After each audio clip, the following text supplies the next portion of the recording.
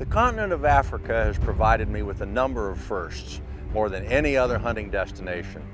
There was my first African sunset, my first African campfire, and the first hunt for this or that species, the first time I felt real danger in a wild place, and on it goes. Today, I'm adding another first to my list as I finally hunt the historically famous Tanzania, a memorable mixed bag safari with Harpreet Brar, the owner of Rungwa Game Safaris. A bucket list hunt is finally here. Our friend Bill Jones is a veteran safari hunter by any measure, but back in our world, Bill is also recognized as the owner of one of the most coveted collection of famous rifles. Among his collection of fine double rifles are two formerly owned by the iconic Elmer Keith, and those guns will once again see action on buffalo as Bill and American gun writer John Matera start an epic safari with Safaris de Mozambique PH Rex Hootes. Finally, we're headed to the famous Nuanetsi Conservancy in Zimbabwe as we tag along with client Brent Hoskins on his first African safari. Today, Brent joins veteran Shifudi Safaris PH Rex Hootes, and together they stalk one of Africa's favorite big game animals, Cape buffalo. If the thrill of adventure and the lure of Africa makes your heart beat faster, then you've come to the right place. A brand new season of adventure on Hornady's Dark and Dangerous starts right now.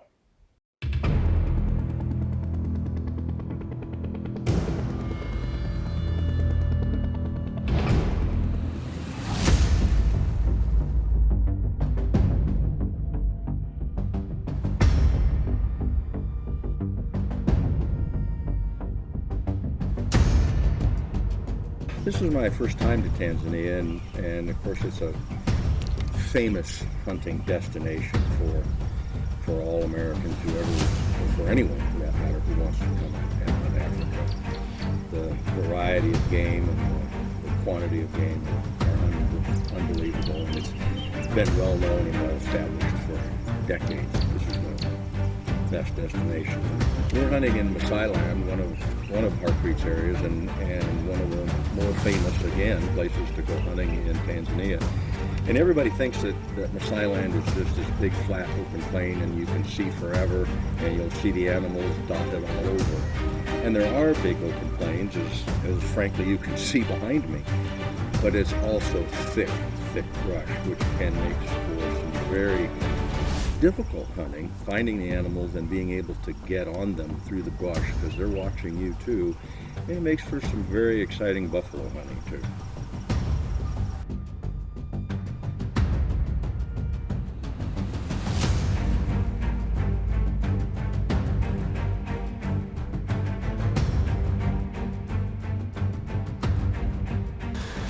Well, we have just arrived after a long drive from Arusha to the camp and settling in.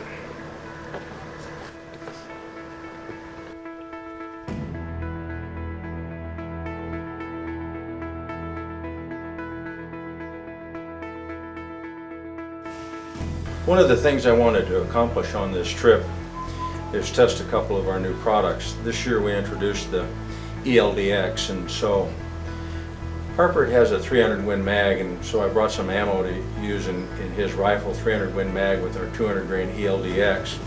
I figured for some of the smaller plains game like the Impala or maybe the Oryx or the Hartebeest, it'd be a good choice for that. Part of what we've done with this bullet is to make it reliable at long distances.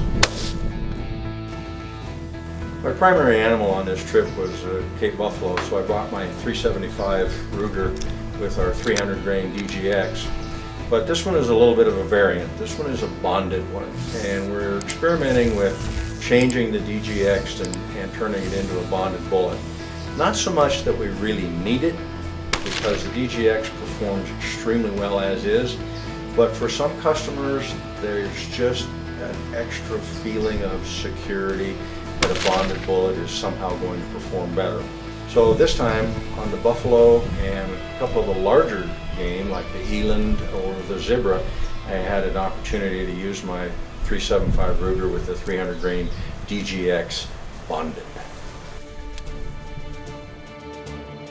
Just loading up our double rifles. I heard a buffalo just over the hill here. Just on the left edge. There's a black buffalo facing us. I want to share some really exciting news with you. One of the things I've learned from doing the Tracks Across Africa TV series for 21 years now is that nearly everybody I talk to has hunted Cape buffalo or they have dreamed of hunting Cape buffalo. And we are going to make that dream come true for one lucky hunter. We have teamed up with legendary safari outfitter Charlton McCallum Safaris of Zimbabwe for what we are calling the ultimate buffalo giveaway. Unbelievable. This is a 10-day buffalo hunt in the legendary Zambezi Valley of Zimbabwe. And this safari can be taken in either 2026 or 2027. And to capture every memorable moment of this epic buffalo adventure, we are going to film it for an episode of our SCI's Tracks Across Africa television series. And I'm going to have you right here on our digital podcast to break down your hunt. And if you're subscribed as an annual member of Safari Classics TV by March 31st, you are automatically entered to win this 10-day buffalo safari with Charlton McCallum Safaris. Now look, I've had a few guys say, how do I sign up? Well, it's actually pretty easy. We're going to walk you through that right now. The first step is go to safariclassicstv.com and activate your account.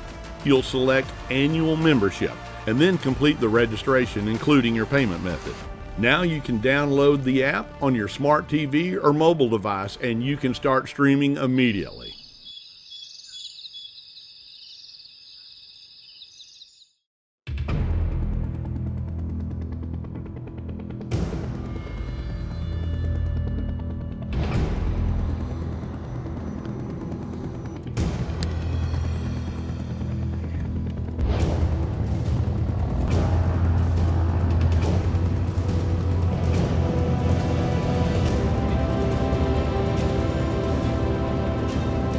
Here at Safaris in Mozambique on the beautiful Zambezi River, and I just like to thank Bill Jones for inviting me along. And I grew up reading about the exploits of Ernest Hemingway and Philip Percival through Hemingway's work, and the thought of being able to actually experience a safari with Ernest Hemingway's actual rifle is pretty much beyond the dream for me. And we have Rob, our famous professional hunter here, Rob Tanzanian. And Rob has been professional hunting for over 25 years. I've been over here, I think, 4 times hunting. Rob's a good sport, a real taskmaster, and a perfectionist at hunting. So.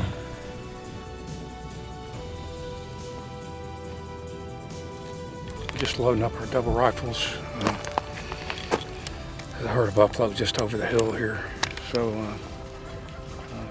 our 2 trackers, we have Thomas and Orbit, and they spotted these buffalo. So we're going to take the Helmer Keith's buffalo rifle with the golden buffalo and hope it proves it will.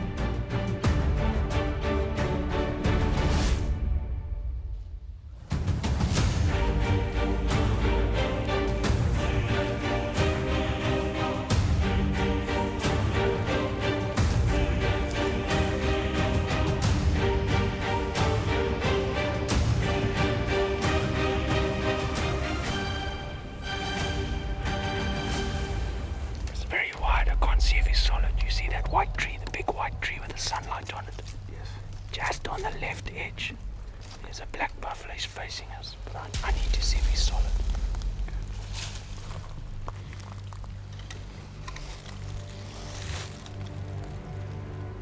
At the base of the white tree, on the left side of it.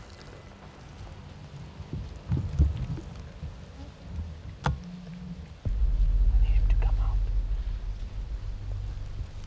Cows.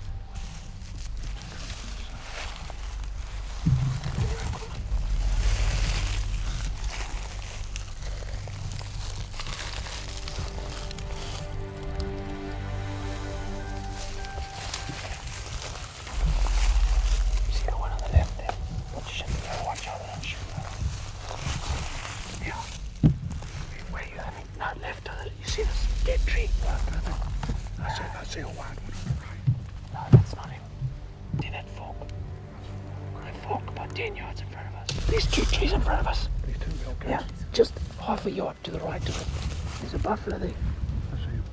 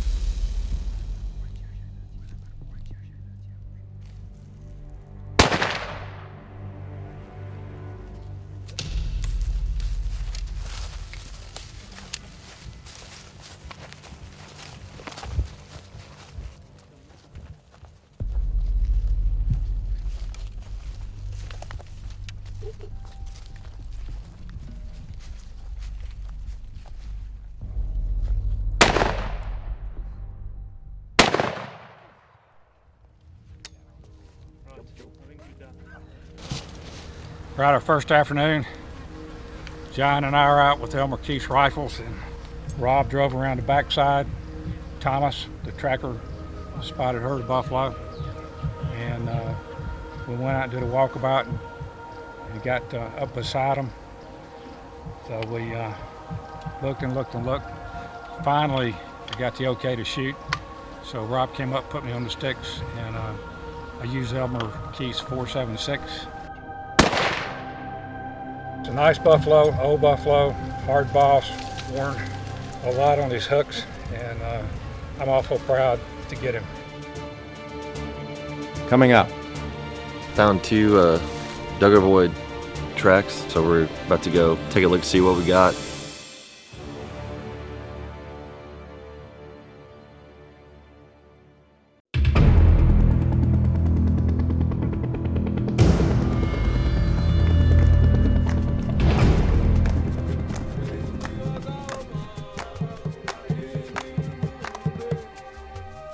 Coming into camp, you know, great camp here.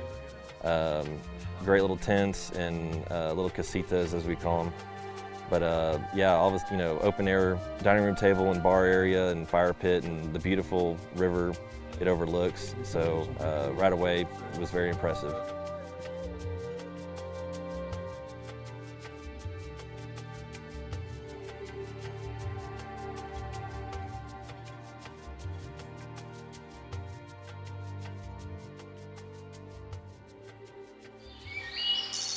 We came knowing that Cape Buffalo was the bigger hunt and Plains game was secondary.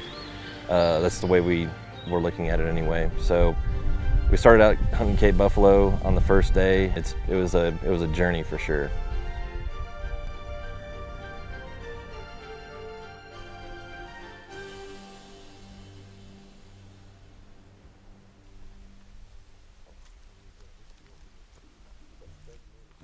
Found 2 Duggar Void tracks traveling together, so we're about to go take a look, see what we got, see where it goes.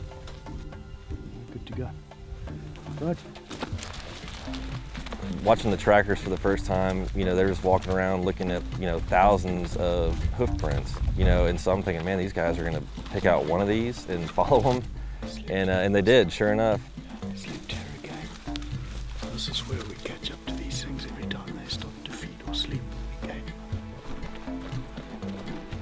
They picked out these, good size Dagaboy tracks, as they call them, which is usually a lone mature buffalo male as a rule, and so they're usually singles or doubles or a group, and that's what you like to follow and hopefully find a large mature bull at the end of that track.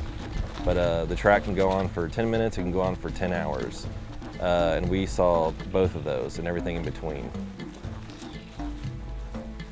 The first time was interesting, as an interesting process, and not realizing that you could have those two spectrums and be extremely, different on either side.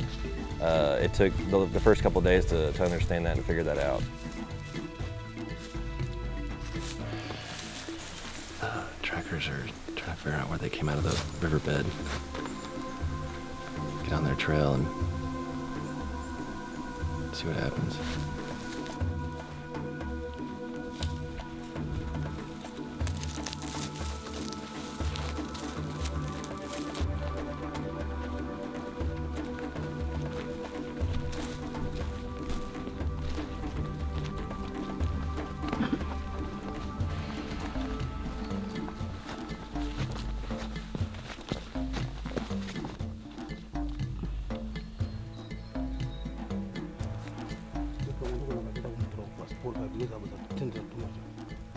Where those buffalo were feeding round and round, we obviously picked up the tracks of them coming to drink. Right.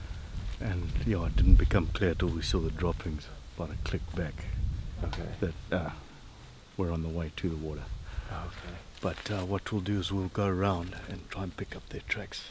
Mm-hmm. I'd hope they'd go and feed out that way, but they'd obviously, in all that confusion, gone the other way, but we missed them. Okay. So we'll go and try and pick them.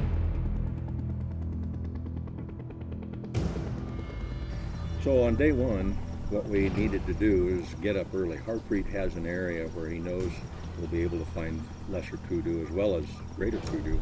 But it's about an hour's drive from here. So we got up in the dark, have a cup of coffee and a muffin, and away we went looking for them. Because early morning or early evening are going to be the very best times to try to get an animal. When we got to the hunting area, it is thick, heavy brush, and they're not big animals, so they can hide under anything. So we got out and started looking and driving through the Maasai forest or bush and seeing if we could spot an animal where we'd be able to get down and go get on the sticks to get him.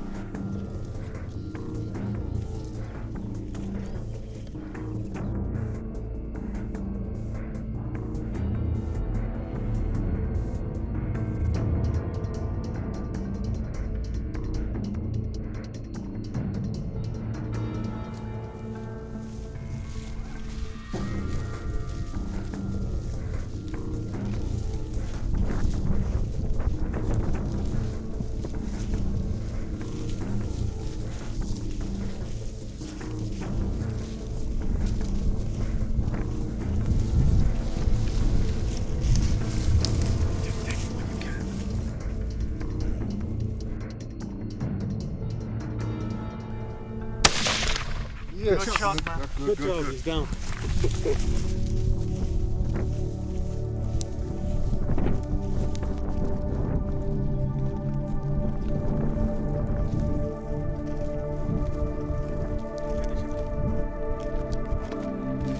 Fantastic. We hit him. Thank you. Well done. Thank you. There's lesser kudu, East Africa, and we made the decision this morning. We start looking for these guys because they're one of the more difficult ones to get. And we got really lucky this morning. Found this old bull.